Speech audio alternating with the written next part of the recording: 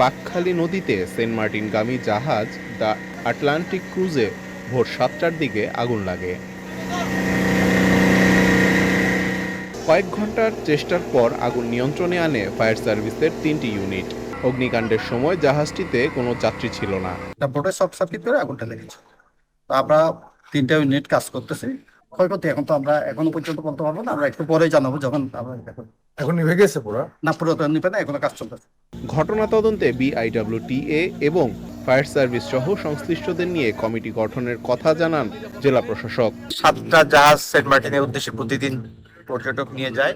এই সকল জাহাজের যারা প্রতিনিধি আছেন, নৌ পরিবহন অধিদপ্তর প্রতিনিধি, ফায়ার সার্ভিস, কোস্টগার্ড, বিআইডব্লিউটি সবাইকে নিয়ে পর্যালোচনা সভায় বসবো, যাতে যে জাহাজগুলা সেন্ট মার্টিনের উদ্দেশ্যে ছেড়ে যায় তাদের জাহাজগুলার কন্ডিশন আমরা পুনরায় পর্যালোচনা করে প্রয়োজনীয় সংশোধনের যদি কোনো প্রয়োজন থাকে আমরা পদক্ষেপ। কি করে আগুনের সূত্রপাত তা খতিয়ে দেখা হচ্ছে। আল মুকসিদ, চ্যানেল আই।